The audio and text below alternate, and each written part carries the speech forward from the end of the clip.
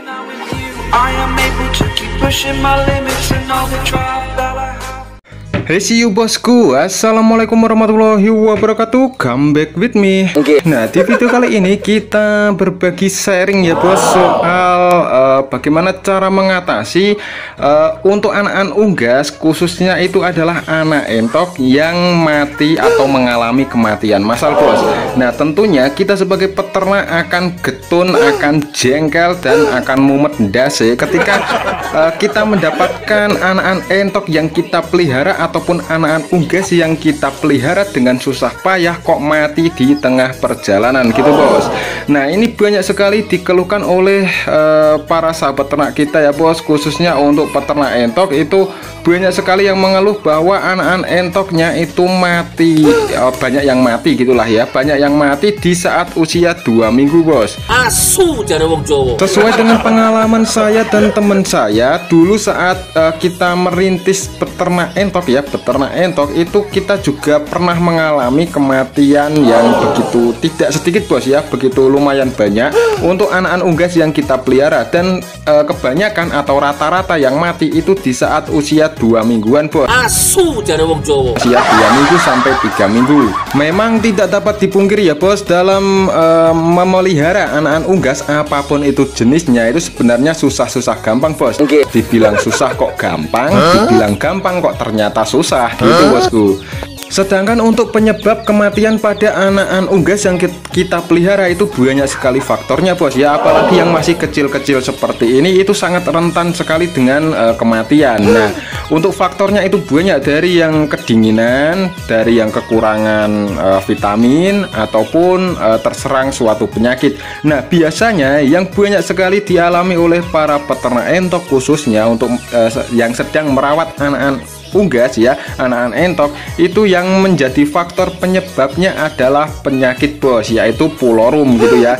Nah, pulorum atau berak kapur itu biasanya memang menyerang pada anak-anak unggas ya bos, di usia 1 bulan ke bawah itu biasanya sering sekali menyerang anak-anak unggas. Nah, setelah keserang penyakit itu atau bakteri tersebut, pasti anak-anak unggas kita itu banyak sekali yang tumbang jika kita tidak cepat mengatasi atau kita tidak cepat untuk mengobati bos. Sedangkan untuk obat pulorum yang pernah saya pakai itu yang paling manjur kalau di kandang saya itu adalah mereknya Terapi bos. Nah, Terapi contoh bungkusnya seperti ini. Ini banyak sekali di poultry shop bos ya, tersebar luas di poultry shop ya, di pedesaan-pedesaan itu ada. Nah, ini untuk harga 1 saset itu harganya Rp4.000 saja bos. Nah, dengan obat ini yang saya berikan setiap pagi, siang, dan sore, alhamdulillah penyakit pulorum atau bakteri berak kapurnya itu bisa hilang bos. Ya, hilang dalam hanya waktu 2 hari bos. Nah, ini pengalaman saya pribadi dengan memakai obat ini gitu ya bos. Nah, sedangkan untuk obat herbal itu untuk saat ini saya memakai obat herbal itu malah nggak manjur bos ya. Ya, contohnya kalau obat herbal itu adalah bawang putih gitu kan bos. Nah, banyak sekali yang merekomendasikan jika anak-anak unggas atau unggas dewasa terserang penyakit berak kapur, nah itu diobati dengan bawang putih gitu bos. Nah, setelah saya coba dan saya terapkan di kandang ternak saya itu enggak manjur bos ya, enggak manjur. Tapi setelah saya memakai Terapi, obat inilah ya, obat yang siap saji, nah ini malah manjur sekali bos. Untuk faktor dari munculnya pulorum atau berak kapur itu biasanya terjadi karena sanitasi kandang atau kebersihan kandang kita itu kurang bagus bos ya. Nah, contohnya seperti ini. Ini di kandang milik teman saya ini bos ya, jarang sekali dibersihkan gitu ya, tapi rutin disemprot dengan Baiklin gitu bos ya. Sebenarnya dibersihkan dulu baru disemprot, itu anjuran yang sangat bagus ya untuk menghalau atau untuk apa ya istilahnya itu untuk mencegah penyakit pulorum ataupun penyakit-penyakit lainnya itu datang di kandang kita. Apalagi di kandang anakan unggas yang kita pelihara gitu bosku. Tapi kadang yang membuat aneh itu adalah ketika kita rajin membersihkan kandang, rajin menyemprot, rajin memberikan vitamin, itu malah banyak sekali anakan unggas yang mati. Sedangkan di kandang peternak lain yang dirawat dengan alah ora alias sak-sae ya, kebersihan kandang kadang tidak diperhatikan, itu malah pada sehat, pada urip. Nah, itu yang menjadi salah satu pertanyaan besar ya buat kita semua. Karena di sini saya juga pernah lah membandingkan antara hewan ternak saya dan milik teman saya. Yang di kandang saya itu saya pernah tidak saya gatek kayak gitulah bos ya. Untuk kandang ternaknya itu tidak pernah saya bersihkan, itu pernah dulu saya lakukan. Dan di kandang milik teman saya itu sangat bersih sekali bos ya, sangat rutin dibersihkan setiap hari.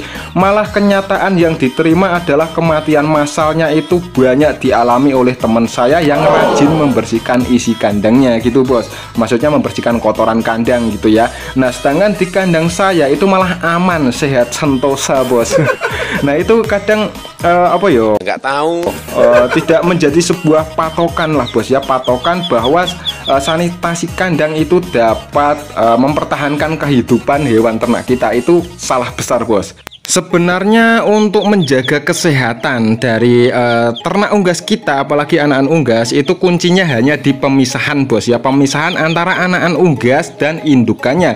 Nah, kalau di tempat saya untuk pemisahan anak unggas itu untuk saat ini saya lakukan saat anak unggas itu berusia 3 hari setelah menetas. Nah, selama 3 hari itu dia dierami terus sama indukannya bos. Jadi indukannya itu tidak ngajak mereka keluar dulu gitu bos. Nah, itu banyak sekali yang dipraktekkan oleh para sahabat ternak kita. Itu saat anakan unggas baru menetas yang masih basah pun kadang sudah diambil bos, sudah diambil dan dirawat sendiri ya, entah memakai lampu ataupun tanpa lampu gitu bosku.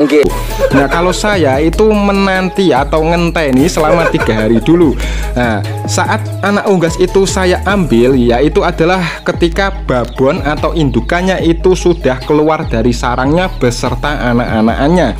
Nah, itu dengan kondisi seperti ini itu malah anak unggas jauh lebih sehat daripada saat baru menetas sudah diambil atau sudah dipisah dari indukannya gitu bos. Monggo, jika tidak percaya bisa kalian bandingkan sendiri ya. Kalian ambil saja anakan unggas yang baru menetas itu beberapa ekor saja, lalu kalian rawat sendiri dan kalian bandingkan saat babon atau indukannya itu turun dari sarangnya beserta anak-anaknya itu diambil bos ya, dirawat dipisah ya dari 2 anak yang kita ambil itu. Nah, itu lebih sehat yang mana? Nggak tahu. Telek. Itu pasti lebih sehat yang anakan unggas saat usia 3 hari baru diambil bos ya. Mbuh lek nopo aku dewe ya bingung bos. Tapi dengan cara itu ya alhamdulillah bos, sampai sekarang saya mempraktekkan pengambilan anakan unggas saat usia 3 hari itu banyak sekali yang sehat bos ya. Kalau mati atau mengalami kematian itu ya wajar bos ya. Mungkin dari 10 ekor itu yang mati hanya 1 sampai 2, itu mentok bos. Nah, kalau dulu itu dari 10 ekor yang mati 7, yang mati 6, kadang yang mati 9. Asu jare wong Jawa. Itu pernah bos, pernah saya alami.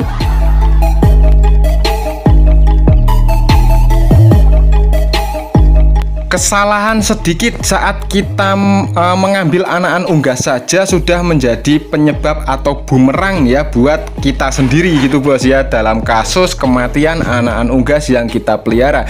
Nah, monggo jika jenengan masih memakai cara lama, yaitu ketika anakan unggas baru menetas langsung diangkat atau langsung dipisah, kalian bisa mencoba cara ini bos ya. Alhamdulillah di tempat kita ya, untuk di kandang saya dan di kandang teman saya itu dengan cara seperti ini itu alhamdulillah jauh lebih baik bos, alias anakan unggas yang kita rawat itu jauh lebih sehat daripada cara yang lama yang kita sudah sebutkan tadi bos. Cara ini juga kita dapat dari hasil sharing-sharing dengan para peternak yang lainnya bos ya. Nah, ketika menggunakan cara ini alhamdulillah untuk di kandang kita dan di kandang teman-teman kita itu untuk tingkat kematian sangat tipis sekali bos ya.